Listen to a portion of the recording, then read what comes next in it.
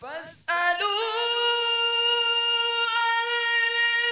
الذكر إن كنتم لا تعلمون۔ تو اے لوگو علم والوں سے پوچھو اگر تمہیں علم نہ ہو۔ الحمدللہ رب العالمین والصلاة والسلام علی سید المرسلین، اما بعد فاعوذ باللہ من الشیطان الرجیم، بسم اللہ الرحمن الرحیم۔ الصلاة والسلام علیک یا رسول اللہ وعلی آلک واصحابک یا حبیب اللہ۔ الصلاة والسلام علیک یا نبی اللہ وعلی آلک واصحابک یا نور اللہ۔ میٹھے میٹھے اسلامی بھائیوں اور مدنی چینل کے ناظرین، سلسلہ دارالفتہ اہل سنت میں ایک بار پھر آپ کو مرحبا کہتے ہیں۔ الحمدللہ عز و جل، آج کے ہمارے سلسلے میں بالخصوص ایک خاص موضوع چل رہا ہے نماز سے متعلق، جس میں ہم ایک ترتیب کے ساتھ الحمدللہ یہ سلسلہ لے کر چل رہے ہیں، اور ہمارے وہ ناظرین کی جو استقامت کے ساتھ اس سلسلے میں شریک ہوتے ہیں، اس کو دیکھتے ہیں الحمدللہ نماز کے حوالے سے کثیر علم ان کو حاصل ہو رہا ہوگا۔ تو آج بھی سلسلے میں آخر تک شریک رہیے، انشاءاللہ عز و جل بہت اہم گفتگو ہوگی۔ ابتداءً درود پاک کی فضیلت، فرمان مصطفیٰ صلی اللہ تعالی علیہ وسلم ہے کہ جو جمعے کے روز 200 مرتبہ درود پاک پڑھتا ہے، اللہ تعالیٰ اس کے 200 سال کے گناہ معاف کر دیتا ہے۔ صلو علی الحبیب صلی اللہ تعالی علی محمد۔ پچھلے سلسلے میں الحمدللہ ہم نے نماز کے فرائض سے متعلق کلام کیا تھا، اور اس کا ایک فرض جو کہ شرط بھی تکبیر تحریمہ، اس پر ہمارا کلام ہوا تھا۔ آج انشاءاللہ عز و جل قیام، قرات، رکوع بالترتیب جو 7 فرائض ہمارے ہیں، انشاءاللہ کوشش کریں گے کہ آج اس پر ہماری گفتگو ہو جائے۔ الحمدللہ ہمارے ساتھ دارالفتہ اہل سنت کے اسلامی بھائی تشریف فرما ہوتے ہیں، ماشاءاللہ تشریف فرما ہے۔ حضرت کیسے ہیں؟ طبیعت ٹھیک ہے ماشاءاللہ؟ تو آج ناظرین کو آپ نماز کے فرائض کے حوالے سے کیا ارشاد فرمائیں گے؟ الحمدللہ رب العالمین والصلاة والسلام علی سید الانبیاء والمرسلین۔ نماز کے فرائض جو ہیں، یہ نماز کے جو ارکان ہیں، ان کو فرائض بھی کہا جاتا ہے۔ ٹھیک ہے، وہ نماز کی بنیادی ضروری چیزیں کہ جن پر نماز مشتمل ہے، صحیح، یہ نماز کے فرائض کہلاتے ہیں۔ تو جن میں سے ایک پہلا فرض تکبیر تحریمہ ہے، جی، اور دوسرا فرض قیام، تیسرا فرض قراءت، صحیح، چوتھا فرض رکوع، اور پانچواں فرض سجود، اور چھٹا فرض قعدہ اخیرہ، صحیح، اور اس کے بعد ساتواں فرض خروج بسنعہ، یعنی نمازی کا کوئی ایسا کام کرنا جس سے وہ نماز سے نکلے۔ تو یہ نماز کے 7 فرائض ہیں، جن میں سے تکبیر تحریمہ کے حوالے سے پچھلے سلسلے میں ہم نے کچھ مسائل سیکھے تھے۔ اب ہم اگلے جو فرائض ان کی کچھ معلومات سیکھیں گے۔ تو نماز کا دوسرا فرض قیام، یعنی کھڑا ہونا۔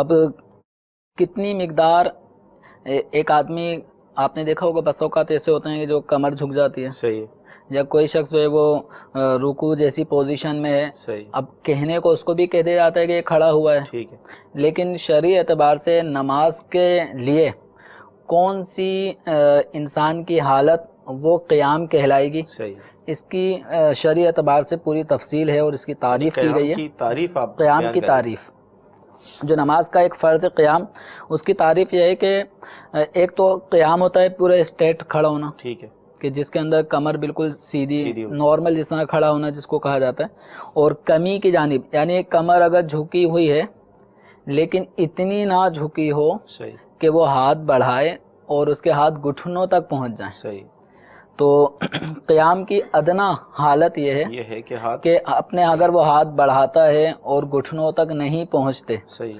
اگرچہ جھکا ہوا ہے، صحیح، تو جھکی ہوئی ایسی کیفیت کہ جس میں ہاتھ بڑھانے سے گھٹنوں تک ہاتھ نہیں پہنچے، صحیح، تو یہ جھکاؤ والی کیفیت بھی قیام کے ہی اندر زمرے میں شمار کی جائے ٹھیک گی۔ ہے، تو یہ ان چیزوں کا فرق کہاں پڑتا ہے؟ چونکہ تکبیر تحریمہ کہنا فرض ہے، صحیح، اور تکبیر تحریمہ کس حالت میں کہنا فرض ہے؟ صحیح، قیام کی حالت میں کہنا فرض ہے۔ تو اگر کسی نے تکبیر تحریمہ کہی تو ہے، لیکن وہ قیام کی حالت کے بجائے رکوع والی پوزیشن میں کہی، پوزیشن میں ہے، تو تکبیر تحریمہ ادا ہی نہیں ہوئی۔ صحیح ہے، نماز شروع ہی نہیں ہوئی. صحیح.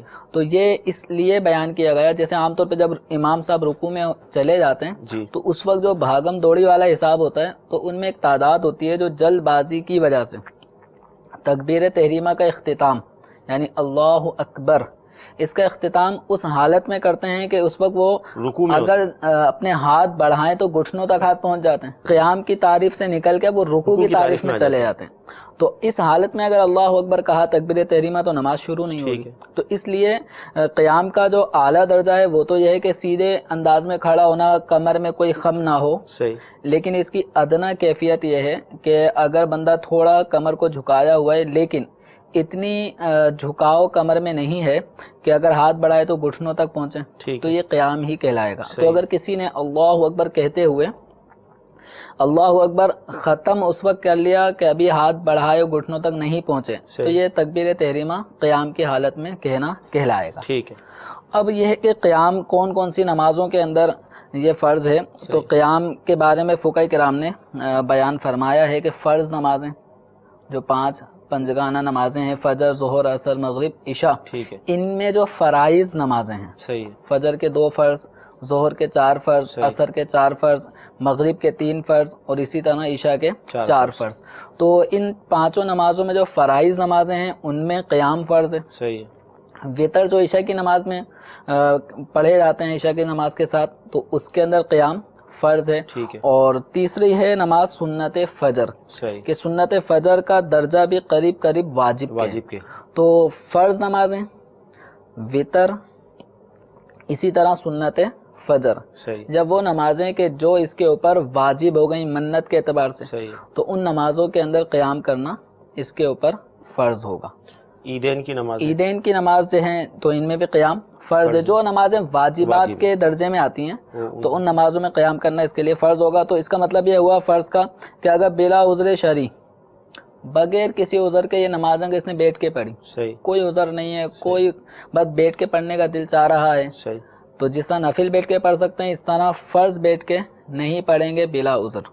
تو اگر کسی نے بلا عذر فرض بیٹھ کے پڑھے، وطر بیٹھ کے پڑھے یا عیدین کی نماز بیٹھ کے پڑھی تو اس کی یہ نمازیں نہیں ہوں گی. اور نہ ہونے کا مطلب یہ ہے کہ فرض ادا نہیں ہوا اور وقت گزر گیا تو وہ نماز قضا کے زمرے میں آئے گی. یہ نہیں کہ وہ ادا ہو گئی، وہ قضا ہو گئی اور اس کا گناہ بھی ملے گا نماز قضا کرنے کا. پھر کھڑے ہونے میں بس اوقات ایسا ہوتا ہے کہ محض ہلکی پھلکی کوئی تکلیف ہوتی ہے، سر میں درد ہو رہا ہے، پاؤں میں ہلکا سا درد ہو رہا ہے، کھڑے ہو سکتے ہیں لیکن اس کے باوجود بس بیٹھ کر نماز پڑھنے کی طرف مائل ہو جاتے ہیں. تو ایسا نہیں ہے. قیام اس وقت تک لازم ہے جب تک انسان کھڑا ہو سکتا ہے. ہاں اس وقت ساکت ہوگا کہ کھڑا نہ ہو سکے یا سجدہ نہ کر سکے یا کھڑے ہونے میں یا سجدہ کرنے میں کوئی زخم ایسی جگہ پر ہے کہ کھڑے ہونے کی وجہ سے وہ کھچاؤ ہوگا اور سجدہ کرنے میں کھچاؤ ہونے کی بنا پہ وہ مواد پیپ زخم بہنے لگے گا. یا ایک صورت یہ بھی ہوتی ہے کہ اگر بیٹھ کے نماز پڑھے گا تو قطرے آنے کا جو سلسلہ ہوتا ہے وہ نہیں ہوگا، لیکن کھڑے ہو کر نماز پڑھے گا پھر رکوع سجود میں آنا جانا اس کی وجہ سے اسے قطرہ آتا ہے. تو اب یہ بھی ایک صورت بن جاتی ہے عذر کی کہ اب یہ کھڑے ہونے کے بجائے بیٹھ کے نماز ادا کرے. ٹھیک. تو مدی چینل کے ناظرین، قیام یہ نماز کے اندر فرض ہے اور فی زمانہ دیکھا جاتا ہے کہ ایک تعداد ہے معمولی سی تکلیف کی وجہ سے وہ قیام کو ترک کر دیتے ہیں. تو لہذا اگر قیام ترک کر دیا گیا، چھوڑ دیا اور فرض نمازیں جو بھی بتائی گئیں بیٹھ کر پڑھی تو نمازیں ادا نہیں ہوں گی. جی ہمارے ساتھ کچھ کالز بھی ہیں، ارشاد فرمائیں. السلام علیکم ورحمۃ اللہ وبرکاتہ. وعلیکم السلام ورحمۃ اللہ وبرکاتہ. محمد یونس اتاری گلشن اقبال کراچی سے. میرا یہ مفتی صاحب کے تو میرا یہ سوال ہے کہ نماز میں جتنے بھی فرائض ہیں مثلا رکوع و سجود میں صحیح کر سکتا ہوں لیکن تشہد میں بیٹھنے سے میرے پاؤں میں بڑی تکلیف ہوتی ہے، تو کیا میں تشہد کرسی میں بیٹھ کے پڑھ سکتا ہوں؟ السلام علیکم ورحمۃ اللہ وبرکاتہ. وعلیکم السلام ورحمۃ اللہ وبرکاتہ. جی السلام علیکم ورحمۃ اللہ وبرکاتہ. وعلیکم السلام ورحمۃ اللہ وبرکاتہ. محمد شمول رضا تاری، مدینہ الاولیاء ملتان. عرض یہ ہے کہ تکبیر تحریمہ پہلا فرض بتایا گیا اس میں ہم دو کام کرتے ہیں، ایک تو اللہ اکبر کہتے ہیں، ایک ہاتھ اٹھاتے ہیں، ان دونوں کو ملا کر تکبیر تحریمہ کہیں گے۔ انشاءاللہ سمجھ عرض کرتے ہیں، مزید کال دے دیں۔ السلام علیکم ورحمۃ اللہ وبرکاتہ۔ وعلیکم السلام ورحمۃ اللہ وبرکاتہ۔ مجھے نماز کے متعلق سوال پوچھنا تھا کہ اگر سنت غیر مقطع اور نوافل کو لگاتار چھوڑتے رہیں تو کیا اس طرح نماز ہوگی؟ مثال کے طور پہ عشاء کی نماز میں جو 4 سنتیں ہوتی ہیں اور 4 نفل ہوتے ہیں، اگر وہ چھوڑتا رہے آدمی تو کیا اس کی نماز ہوتی رہے گی؟ اور صبح کی نماز روزانہ تاخیر سے پڑھنا کیسا ہے؟ کیا اس طرح نماز قبول ہوتی ہے یا نہیں ہوتی؟ السلام علیکم ورحمۃ اللہ وبرکاتہ۔ وعلیکم السلام۔ جی مزید۔ اللہ وبرکاتہ۔ السلام علیکم ورحمۃ اللہ وبرکاتہ۔ وعلیکم السلام ورحمۃ اللہ وبرکاتہ۔ میں محمد اسامہ رشید ویسی مہروی بہاولپور سے عرض کر رہا ہوں۔ میرا سوال یہ ہے کہ کیا ایک آدمی زندہ آدمی کی نماز پڑھ سکتا ہے؟ السلام علیکم ورحمۃ اللہ وبرکاتہ۔ وعلیکم السلام ورحمۃ اللہ وبرکاتہ۔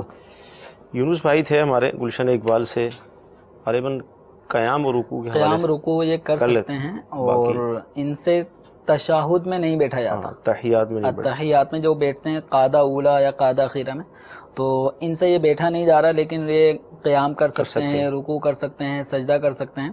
تو التحیات کے اندر جو بیٹھنا ہے زمین پر، تو اگر یہ بیٹھنے کا عمل زمین پہ نہیں ہو سکتا تو یہ کرسی پر بیٹھ کر تشہد پڑھ سکتے ہیں، ان کی نماز ہو جائے گی۔ ٹھیک۔ ملتان سے تھے ہمارے، تکبیر تحریمہ یہ غالباً پہلے بھی ہوتا، اللہ اکبر کو کس طرح ادا کرنا ہے؟ اب یہ تکبیر تحریمہ تو فرض ہے، یعنی اللہ اکبر کے کلمات کہنا، یہ تکبیر تحریمہ کہنا یہ فرض ہے، لیکن جو ہاتھوں کو اٹھانے کا عمل ہے یہ سنت ہے۔ اب یہ ہاتھوں کا اٹھانے کا عمل کب ہوگا؟ تو یہ جب ہم اللہ اکبر کہہ رہے ہوں گے نا، تو اس وقت ہمارے ہاتھ کانوں کی لو تک پہنچے ہوئے ہوں۔ ٹھیک۔ اسلامی بہن اپنے ہیں کندھوں تک ہاتھ اٹھائیں گے، تو جس وقت اللہ اکبر کہا جا رہا ہوگا تو اس وقت ہاتھ یہاں تک اٹھا لیں، اللہ اکبر۔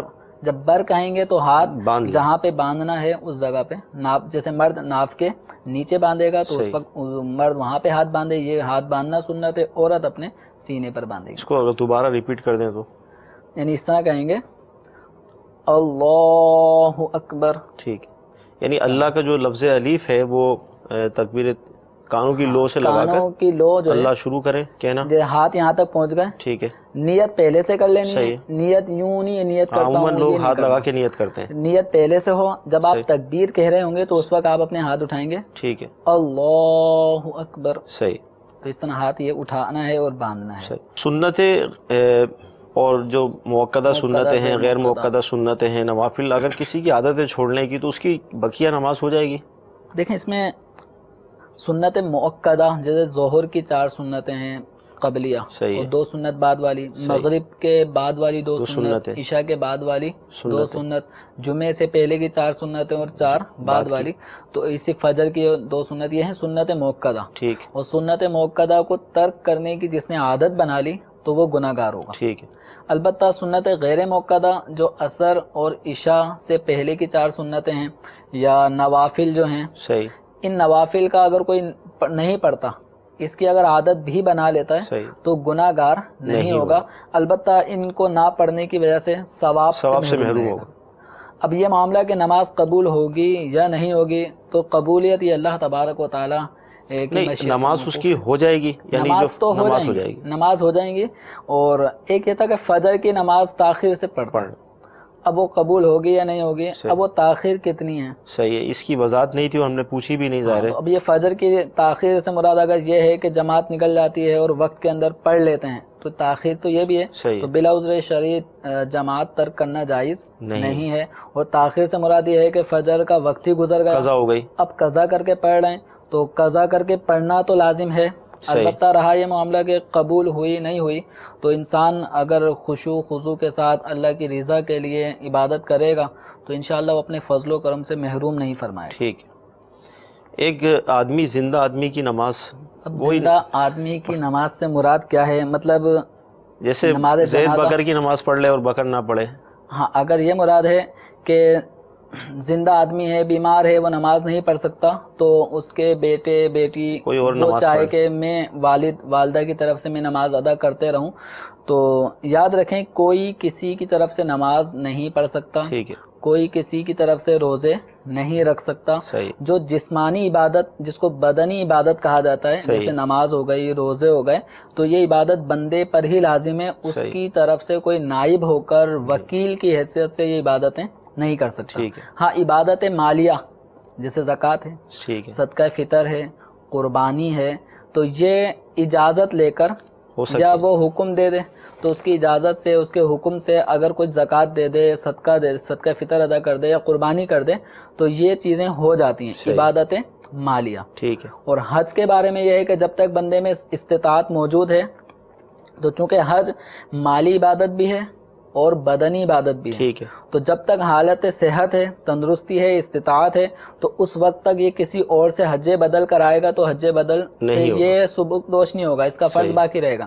ہاں اگر اب اس میں حج کرنے کی استطاعت ختم ہو گئی، صحیح، تو اب چونکہ حج بدنی مالی عبادت بھی ہے، صحیح، تو اس اعتبار سے کوئی اور اس کے حکم سے، اس کی طرف سے حج بدل کر سکتا ہے۔ ٹھیک، تو اب یہ ہے کہ زندہ آدمی کی نماز اگر یہ معنی ہے تو کوئی اور ادا نہیں کر سکتا، ادا نہیں کر سکتا، اور زندہ آدمی کی نماز سے مراد اگر نماز جنازہ ہے، صحیح، تو ایک دفعہ مدنی قافلہ ہمارے علاقے سے گیا تھا لاڑکانہ غالب، صحیح، تو وہاں ایک بستی میں وہ قافلہ وہاں موجود تھا، ایک آدمی بیمار تھا، صحیح، بالکل آخری سمجھ لیں اس کی چند دن کا جس کو ہے نا مہمان لے صحیح، گیا، ایسی کیفیت تھی، تو قافلہ وہاں پہنچا تو وہ اپنے مریض کو چارپائی پہ لے کر آ گئے، اوہ، وہ کہنے لگے کہ اس کی نماز جنازہ آپ پڑھ دیں، کیونکہ آپ کے جانے کے بعد کوئی نماز جنازہ پڑھنے والا نہیں ہوگا، اور ہم نے یہاں پہ چونکہ کوئی جنازہ پڑھتا نہیں ہے، پڑھنا آتا نہیں ہے، تو ہم نے بغیر جنازے کے بھی لوگ دفنا دیتے ہیں، استغفر، لیکن ہم نشانی لگا لیتے ہیں کہ اس کی نہیں ہوئی، نماز جنازہ نہیں ہوئی اور اس کی ہوئی ہے۔ استغفر، تو اگر یہ مراد ہے کہ زندہ آدمی کی نماز، تو زندہ آدمی کی نماز جنازہ نہیں ہوتی، فوت شدہ مسلمان کی نماز جنازہ ہوتی۔ ٹھیک، قیام کے حوالے سے ہماری گفتگو ہو رہی تھی، تو مزید قیام کے حوالے سے یا پھر قرات؟ قیام جو ہے نا اس کے اندر بھائی یوں سمجھ لیں کہ اگر اتنی طاقت ہے صحیح، کہ وہ کھڑے ہو کر اللہ اکبر کہہ سکتا ہے، ٹھیک ہے، اور اب اس میں ہمت نہیں رہتی، یا جی، بس اوقات ہوتا ہے کہ تھوڑا بہت تو کھڑا ہو سکتا ہے، مکمل سورہ فاتحہ پڑھنے تک اب اس میں ہمت نہیں ہے، یا سورہ فاتحہ کے بعد آگے سورت پڑھنے کی ہمت نہیں ہے، صحیح، تو جتنا قیام کر سکتا ہے نا اتنا قیام کرنا اس پہ لازم ہوگا۔ ٹھیک ہے، بس اوقات ایسے ہوتے ہیں کہ چلتے پھرتے آتے ہیں، صحیح، یہ کھڑے بھی ہو جائیں گے، قیام کر لیں گے، لیکن اٹھ نہیں پائیں گے صحیح، دوسری رکعت کے لیے۔ اگر دوسری رکعت کے قیام میں کھڑے ہونے میں سخت تکلیف ہو رہی ہے، صحیح، جوڑوں میں اتنا ناقابل برداشت تکلیف درد ہو رہا ہے، تو اب دوسری رکعت بھلے یہ بیٹھ کے پڑھ لیں، صحیح، لیکن اسلامی بہنوں میں یہ رواج چل پڑا ہے صحیح، کہ پہلی رکعت کھڑے ہو کے پڑھیں گی، بقیہ سب بیٹھ کے پڑھیں گی۔ تو نوافل میں تو ہو سکتا ہے صحیح ہے، کہ چاہیں تو دونوں ہی رکعتیں نوافل کی وہ بیٹھ کے پڑھ لیں، صحیح ہے، یا ایک کھڑے ہو کے پڑھ لیں، یا پہلی بیٹھ کے دوسری کھڑے ہو کے۔ صحیح، نوافل میں تو یہ آپشن ہے، کیونکہ قیام فرض نہیں ہے اس میں قیام فرض نہیں ہے، لیکن فرض نماز، وتر، سنت فجر، ان میں قیام فرض ہے۔ صحیح، اگر ان نمازوں میں پہلی رکعت قیام کر کے ادا کر لی، لیکن دوسری رکعت میں اگر قیام نہیں کیا، بیٹھ کے ہی سورہ فاتحہ اور سورت پڑھی، تو اس میں فرض چھوڑنے کی بنا پہ یہ نمازیں نہیں ہوں گی۔ یعنی اگر 4 رکعت والی نماز ہے فرض، عشاء کے 4 فرض ہے، تو ان چاروں میں قیام فرض ہوگا، ایسا نہیں ہے کہ پہلی رکعت میں ہم نے قیام کر لیا باقی 3 میں ہم بیٹھ گئے، ایسا نہیں ہے، چاروں میں جو فرض ہے، فرض نمازیں ہیں جیسے 4 رکعت میں مشتمل ہے تو چاروں میں قیام قیام فرض فرض ہے، ہے، مغرب کی 3 ہے، وتر کی 3 ہے، تینوں میں میں قیام فرض ہے۔ ٹھیک، تو ایسا نہیں ہے کہ پہلی رکعت میں قیام فرض ہوتا ہو، صحیح، تو یہ اگر کسی نے اب یہ نہ جانے اسلامی بہنوں میں کہاں سے یہ مسئلہ مشہور ہو گیا اور ایسا مشہور ہوا کہ یہ بالکل ان پہ عمل ہے، عمل وہ ہے، یہ جدی پشتی چلا آ رہا ہے شاید، تو اس طرف توجہ دینی چاہیے۔ اور مزید یہ کہ کرسی کے حوالے سے ہم پچھلے اس سلسلے میں بیان تفصیلی کر چکے تھے کہ کرسی پہ بلا عذر نماز نہ پڑھیں، تو جو ٹھیک، کرسی پہ نماز پڑھ رہا ہے وہ اپنی کنڈیشن کیفیت بیان کر کے پھر اس کے بعد دارالفتہ اہل سنت سے یا کسی بھی سنی ماہر صحیح العقیدہ مفتی صاحب سے رجوع کر لے ٹھیک، کہ میں بیٹھ کے نماز پڑھ سکتا ہوں یا نہیں، تو انشاءاللہ ان کی شرعی رہنمائی کر دی جائے گی۔ اور نفل نماز جو ہے اگر کھڑے ہو کے پڑھیں گے تو اس کا ثواب مکمل ہوگا جو زیادہ 2 رکعت پہ ثواب ملتا ہے، اور اگر بلا عذر بیٹھ کے پڑھیں گے تو ثواب آدھا لینے والی بات ہے. ٹھیک. تو بلا عذر کھڑے ہو کے بلا عذر ہے تو بیٹھ کے پڑھنا جائز ہے نفل، لیکن کھڑے ہو کے پڑھنے میں ثواب مکمل حاصل ہوگا.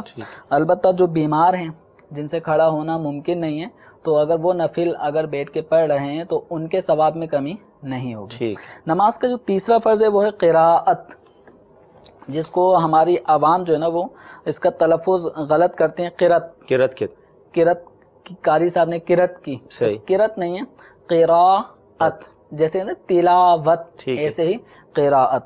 تو قراءت کا معنی یہ ہے کہ جو بھی ہم حروف ادا کریں گے صحیح. تو تمام حروف مخارج سے ادا کیے جائیں اس طرح کہ ہر حرف دوسرے حرف سے صحیح طور پر ممتاز ہو جائے. ٹھیک ہے.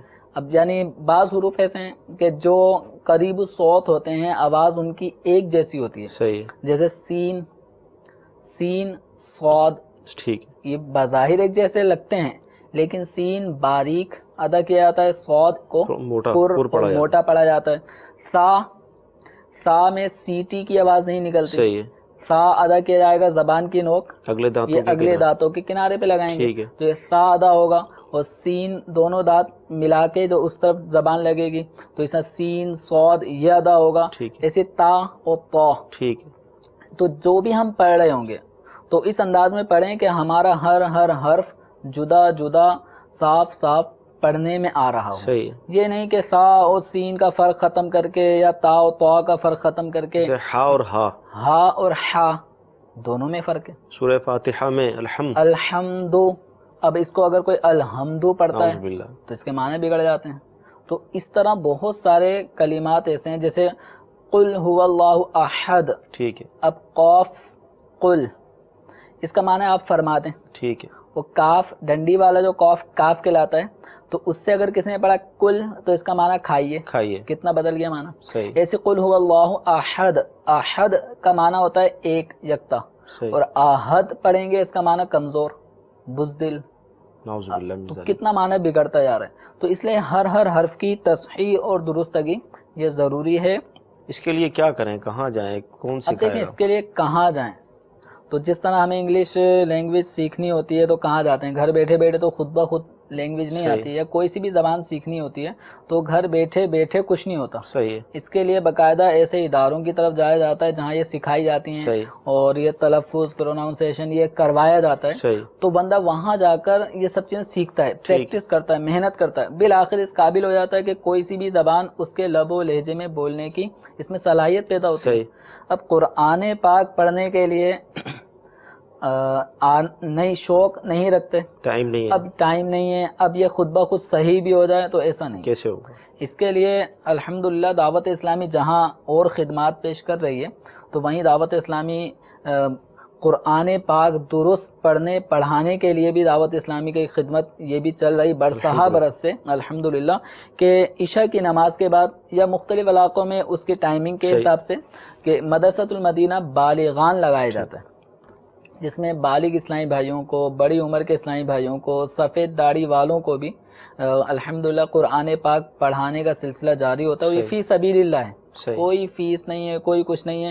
بس فیس سمجھ لیں یہ ہے کہ آپ روزانہ آتے رہیں اور آپ اپنا قرآن پاک جو نا صحیح طور پہ پڑھنا سیکھ جائیں. تو اس کے اندر محنت کرنا ضروری ہے، اور تلاوت ہو یا قراءت ہو اس کے لیے اتنی آواز سے پڑھنا کہ اپنے کانوں تک آواز پہنچے، یہ ضروری ہے. صرف منہ بند کر کے تصور کر لینے سے نماز نہیں، دل کے اندر پڑھ لینے سے، سورہ فاتحہ پڑھ لینے سے یا سورت پڑھ لینے سے فرض ادا نہیں ہوگا. قرآن کا فرض ادا نہیں ہوگا تو نماز نہیں ہوگی. اچھا، جتنے بھی اذکار ہیں نماز کے اندر جو پڑھنے کے ہیں، جیسے رکوع کی تسبیح ہے، سجدے کی تسبیحات وغیرہ، تو وہاں یہی صورت ہوگی؟ ان سب میں یہی ہے، اتنی آواز سے کہ خود ہم اتنی آواز سے پڑھنا ضروری ہوگا کہ اپنے کانوں تک آواز پہنچے تو وہ پڑھنا کہلائے گا، ورنہ پڑھنا نہیں کہلائے گا، وہ تصور جمانا ہے. ٹھیک ہے. اب ہر جگہ تصور جمانے سے وہ ادا ہو جائے ایسا نہیں ہے. اور قرات اگر جو فرض ہے اگر وہ ادا نہیں ہوئی تو پھر نماز نہیں ہوگی. صحیح. اچھا، قرات جو ہے نا یہ فرض کی پہلی 2 رکعتوں میں،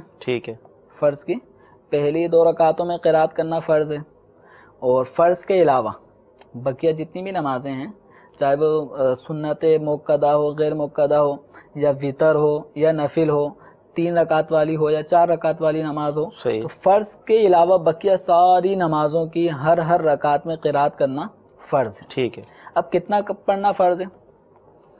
ایک آیت کا پڑھنا ہر رکعت میں، فرض کے علاوہ بقیہ نمازوں کی ہر رکعت میں ایک آیت کا پڑھنا یہ فرض ہے. ٹھیک ہے. اچھا، فرض کی پہلی 2 رکعتوں میں قرات فرض ہے، تیسری اور چوتھی رکعت میں فرض نہیں ہے. قرات فرض نہیں ہے، مستحب ہے، بہتر ہے. ٹھیک ہے. سورہ فاتحہ اس کا پڑھنا جہاں جہاں قرات فرض ہے وہاں سورہ فاتحہ کا پڑھنا واجب ہے. واجب ہے. اور سورہ فاتحہ پڑھنے کے بعد اب ان رکعتوں میں جہاں قرات فرض ہے تو ان مقامات پر سورہ فاتحہ کے بعد سورت کا ملانا بھی، یا چھوٹی سورت کا، یا ایک بڑی آیت جو 3 چھوٹی آیتوں کے برابر ہو، یا 3 چھوٹی آیتیں، اس کا پڑھنا یہ واجب ہے. ٹھیک. تو اب اگر بسا اوقات ایسا ہوتا ہے کہ فرض نماز میں پہلی یا دوسری میں سورہ فاتحہ تو پڑھ لی لیکن سورت ملانا بھول گئے، صحیح. اب اس کا کی ادائیگی کے لیے اب تیسری رکعت میں سورہ فاتحہ کے بعد سورت ملائی جائے گی. صحیح. ترتیب کے حوالے سے کیا ارشاد فرمائیں گے؟ صورتوں کی بھی ترتیب ہے، بعض اوقات ذہن میں نہیں رہتی اور ترتیب کے بغیر پڑھنے میں آ جاتا ہے. جیسے مثال کے طور پہ پہلی رکعت میں پڑھے الم تری کیف پڑھا، اب دوسری رکعت میں خود بخود انا انزلنا زبان پہ آ گیا، تو اب کیا کریں؟ صحیح. کیا آیا انا انزلناہ فی لیلۃ القدر یہاں تک پڑھا، اب اس کو چھوڑ کر لإلاف کی طرف جائیں؟ تو دیکھیں اس میں یہ ہے کہ خلاف ترتیب نماز ادا کرنا، خلاف ترتیب قرات کرنا نماز میں، تو جان بوجھ کے ایسا کرنا تو یہ تو ہے مکروہ تحریمی اور باعث گناہ. ٹھیک ہے. اور اگر یہ خلاف ترتیب قرات خود بخود ہو گئی، بھولے سے ہو گئی، الم تارا پہلی رکعت میں پڑھی، دوسری رکعت میں انا انزلنا پڑھنے میں آ گیا، صحیح. تو اب اس کو چھوڑنا نہیں چاہیے، اب اسی کو پڑھیں، کیونکہ آپ نے یہ خلاف ترتیب جو قرات ہوئی یہ آپ نے جان بوجھ کے نہیں کی، صحیح، بھولے سے ہوئی ہے، اور بھولے سے پڑھنے کی صورت میں گناہ گار بھی نہیں ہوئے. اب جب گناہ گار بھی نہیں ہوئے تو اب اسی صورت کو جو آپ نے شروع کر دی ہے پہلے والی اسی کو کمپلیٹ کریں. ٹھیک ہے. اس کو چھوڑ کر اب بعد والی صورت کی طرف آنا یہ علماء نے اس کو منع فرمایا ہے. ٹھیک ہے. لیکن اس میں یہ کہ سجدہ سہو کی حاجت نہیں ہے، چاہے بھولے سے خلاف ترتیب نماز ہو گئی ہو یا جان بوجھ کے کسی نے ایسا کیا ہو، بس یہ فرق ہے کہ جان بوجھ کے خلاف ترتیب پڑے گا تو گناہ گار ہوگا، اور بھولے سے ایسی ترتیب بگڑ گئی تو اس میں گناہ نہیں ہے، اور سجدہ سہو کسی بھی صورت میں نہیں ہوگا. ٹھیک ہے. مزید قرات کے حوالے سے کچھ فرمائیں گے ورنہ پھر آگے چلیں؟ اب نماز کے یہ 3 فرائض ہو گئے، جی. تکبیر تحریمہ، قیام، قرات. چوتھا فرض ہے رکوع کرنا. ٹھیک ہے. رکوع کرنا کس کو کہتے ہیں؟ رکوع کی تعریف یہ ہے کہ اتنا جھکنا کہ آپ کے ہاتھ اگر پھیلائیں تو وہ گھٹنوں تک پہنچ جائیں، تو اتنا جھکاؤ یہ ہے رکوع کی ادنا تعریف. ٹھیک ہے. یعنی اس کو رکوع مان لیا جائے گا. صحیح. اور مکمل رکوع یہ ہے کہ آپ اپنی کمر کو اتنا سیدھا کر دیں صحیح کہ اگر اس کے اوپر کوئی پیالہ پانی کا بھر کے رکھ دیا جائے تو وہ چھلکے نہ، گرے نہ. بالکل اب سیدھی. اس کے اندر رکوع میں یہ سنت ہے، پوری کمر کو سیدھا کر لینا یہ سنت ہے، اور اتنا جھکنا کہ ہاتھ گھٹنوں تک پہنچیں یہ ہے فرض. ٹھیک. اور اپنے ہاتھوں کو بالکل تنا ہوا رکھیں، صحیح. اپنے پنجوں کے ذریعے سے گھٹنوں کو پکڑ لیں. یہ ہے اسلامی بھائیوں کا طریقہ. صحیح. اسلامی بہنیں اپنا ہاتھ یہ گھٹنوں پہ رکھ لیں گی. صحیح. اور یہ کونیوں کو زیادہ تناؤ اس میں نہیں لائیں گی. صحیح. اور ایسی گھٹنوں میں تناؤ نہیں ہوگا اسلامی بہنوں کے. لیکن اسلامی بھائی جو نماز پڑھے گا تو اس کے گھٹنوں میں بھی تناؤ ہونا چاہیے. وہ مڑے ہوئے نہ ہو، خم نہ ہو، ایسی کونی میں بھی خم نہ ہو، یہ بھی تنی ہوئی ہو، اور یہ اپنے پنجوں کے ذریعے گھٹنوں کو پکڑ لیں. اب یہ ہے رکوع. صحیح. رکوع میں تسبیحات کا پڑھنا 3 مرتبہ یا 5 یا 7 سبحان ربی العظیم، صحیح، اس کا پڑھنا یہ سنت ہے. ٹھیک ہے. اس کے بعد یہ 4 فرض ہو گئے، اور اس کے بعد جو 5واں فرض ہے وہ سجدہ کرنا ہے. تو ہر رکعت میں 2 سجدے کرنا فرض ہے. ٹھیک ہے. چاہے وہ نفل نماز ہو، چاہے وہ فرض ہو یا سنت ہو یا واجب ہو، تو ہر رکعت میں 2 سجدے کرنا فرض ہوگا. ٹھیک ہے. جب سجدہ کرنے کے بعد پھر ہم اتحیات میں بیٹھتے ہیں. صحیح. تو اتحیات میں بیٹھنے کا عمل اگر 4 رکعت پڑھ رہے ہیں تو دوسری رکعت پر بھی ہوتا ہے, صحیح. چوتھی پر بھی ہوتا ہے, 3 رکعت پڑھ رہے ہیں تو دوسری پر بھی ہوتا ہے اور تیسری رکعت پر بھی ہوتا ہے. تو قعدہ جو فرض ہے وہ ہے قعدہ اخیرہ. ٹھیک ہے. جس قعدے میں بیٹھ کے ہم نے سلام پھیرنا ہوتا ہے وہ کہلاتا ہے قعدہ اخیرہ. ٹھیک ہے. اب وہ چاہے 2 رکعت والا ہو, صحیح. جیسے ہم 2 رکعت سنت پڑھ رہے ہیں, صحیح. تو وہی دوسری رکعت پہ بیٹھنا قعدہ اخیرہ ہے. تو قعدہ اخیرہ نماز میں اس اتحیات میں بیٹھنے کو کہتے ہیں کہ جس اتحیات کے پڑھنے کے بعد پھر ہم سلام پھیر رہے ہوتے ہیں. صحیح. اور ایک ہوتا ہے قعدہ اولا. صحیح. 4 رکعت والی نماز میں 2 رکعت پہ بیٹھنا, 3 رکعت والی نماز میں 2 رکعت پہ بیٹھنا, یہ قعدہ اولا ہوتا ہے. قعدہ اولا کرنا واجب ہے, واجب. اور قعدہ اخیرہ کرنا یہ فرض ہے. تو اگر کسی نے قعدہ اخیرہ نہیں کیا تو اس کی نماز نہیں ہوگی. اس کے بعد ہے نماز کا 7واں فرض خروج بسنعہ, خروج نکلنا. بسنعہ, سنعن کہتے ہیں ارادے, کام, صحیح. صنعت. صحیح. تو خروج بسنعہ یعنی نمازی کا کوئی ایسا کام کرنا جو نماز کے منافی ہو, صحیح. کہ جس کام کے کرنے والے کو نماز پڑھنے والا نہیں تصور کیا جاتا. کوئی بھی ایسا کام کرنا نماز سے نکلنے کے ارادے سے, یہ اس کے اوپر اب ضروری ہوتا ہے کہ اتحیات بھی پڑھ لی, درود شریف بھی پڑھ لیا اور دعا بھی پڑھ لی. اب اس کو کیا کرنا ہے؟ صحیح. نماز سے نکلنا ہے تاکہ نماز مکمل ہو جائے. ٹھیک. اگر جب تک یہ سلام نہیں پھیرے گا, کوئی ایسا کام نہیں کرے گا, نماز میں ہی رہے گا. صحیح. تو اب اس کو نماز سے نکلنا ضروری ہے, اس لیے خروج بسنعہ یہ فرض شمار کیا گیا ہے. اب اس کو آسان لفظوں میں یہ کہہ سکتے ہیں کہ نماز سے نکلنے کے لیے سلام پھیرنا. تو لفظ سلام جو ہے نا, السلام, یہ واجب ہے. صحیح. اور علیکم ورحمۃ اللہ یہ سنت ہے. ٹھیک. اگر کسی نے السلام کہہ دیا نماز سے نکلنے کے ارادے سے تو واجب ادا ہو گیا, یہ نماز سے نکل گیا. تو 2 مرتبہ سلام کے الفاظ کہنا یہ واجب ہے. ٹھیک. اچھا, یہاں پر ایک سوال ذہن میں یہ آ رہا تھا, جیسے فرض سجدہ کرنا فرض ہے آپ نے فرمایا, اب سجدہ کرنا کس طرح ہے؟ سجدہ جیسے فی کس کو زمانہ کہتے ہیں؟ کارپیٹ بچھے ہوتے ہیں مسجدوں میں, اس کی حیت کیا ہے, انگلیوں کا, پیروں کی؟ لیکن سجدہ جو ہے نا وہ احادیث مبارکہ میں اس میں بیان کیا گیا ہے. 7 ہڈیوں پہ سجدہ آپ صلی اللہ تعالی علیہ وسلم نے فرمایا کہ مجھے حکم دیا گیا کہ 7 ہڈیوں پہ سجدہ کروں. صحیح. اب وہ 7 ہڈیوں کی پھر تفصیل بھی آپ صلی اللہ تعالی علیہ وسلم نے بیان فرمائی کہ 2 پنجے پاؤں کے, 2 گھٹنے 4 ہو گئے, اور 2 ہاتھ 6 ہو گئے, اور ایک یہ ہڈی پیشانی اور یہ ناک کی ہڈی, ٹھیک ہے, یہ ایک ہڈی شمار ہوتی ہے. تو یوں 7 ہڈیوں پر مشتمل یہ سجدہ ہوتا ہے. ٹھیک ہے. اب سجدے کے اندر کچھ چیزیں ضروری ہیں. مثال کے طور پہ پیشانی کا جمنا صحیح سجدے میں یہ اصل ہے. صحیح ہے. اگر کسی نے پیشانی نہیں جمائی, صرف ناک کی ہڈی ہی زمین پہ رکھی ہے, وہ پیشانی زمین پہ نہیں جمائی, صحیح, تو سجدہ ادا نہیں ہوگا. تو اگر کسی نے سجدے میں پیشانی تو لگا دی ہے لیکن ناک کی ہڈی کسی نوک لگی ہوئی ہے, صرف ٹچ ہو رہی ہے, یہ ہڈی نہیں لگ رہی, جماؤ اس میں محسوس نہیں ہو رہا, تو اس حالت میں سجدہ کرنے میں نماز مکروہ تحریمی ہوگی. ٹھیک ہے. تو ہڈی کا لگانا بھی سخت, زمین کی سختی محسوس ہو. اب یہ اگر کارپیٹ پہ نماز پڑھ رہے ہوتے ہیں, اب کارپیٹ سخت بھی ہوتے ہیں, کچھ بہت سافٹ کارپیٹ ہوتے ہیں اور کافی موٹے موٹے ہوتے ہیں, نیچے فوم ہوتا ہے باقاعدہ. تو اگر اسی جگہ پہ نماز پڑھ رہے ہیں کہ جس میں پیشانی رکھنے کے بعد بھی مزید زور دینے کی حاجت محسوس ہو رہی ہے, یعنی مزید دبا سکتے ہوں, تو جتنا دب سکتا ہوگا, اور وہ آخری حد کہ اب دبانے سے مزید نہیں دبے گا, تو ایسی کیفیت میں سجدہ کرنا ضروری ہے. اگر صرف زمین پہ سر رکھ دیا, نارمل جو زمین ہوتی ہے اس پہ سر رکھنے سے ناک کی ہڈی لگانے سے جماؤ محسوس ہو رہا ہوتا ہے, سختی محسوس ہو رہی ہوتی ہے. لیکن کارپیٹ اگر بہت زیادہ موٹا ہو, نیچے مزید فوم بھی بچھا ہو, یا دوسرے لفظوں میں یہ کہہ لیں کہ گدے ہوتے ہیں, میٹرس وغیرہ, تو یہ اگر لگے ہیں اور یہ بہت دبانے سے دب رہا ہے, تو اس طرح کی چیز پہ سجدہ کرنے سے وہ آخری حد کہ اب دبانے سے مزید نہ دبے, یہ اتنا جماؤ, اتنا زور لگانا ضروری ہوگا.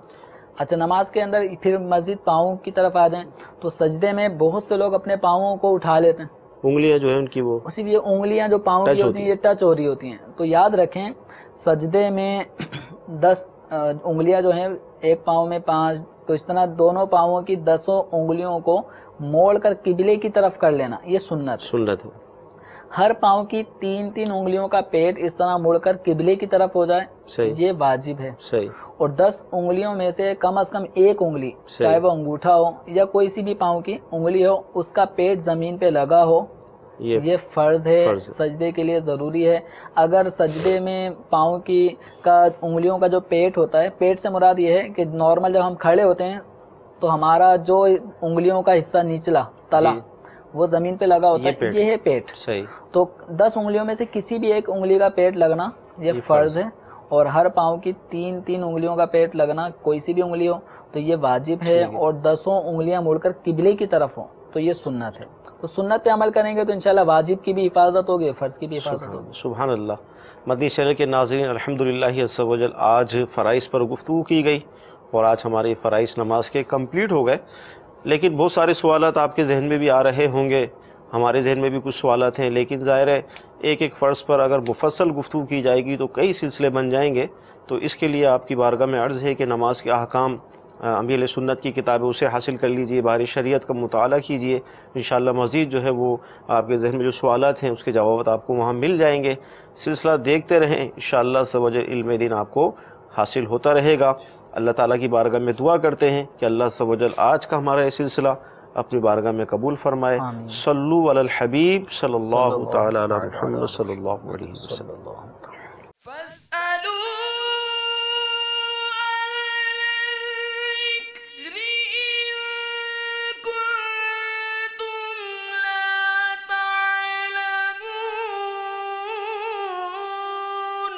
تو اے لوگو علم والوں سے پوچھو اگر تمہیں علم نہ ہو۔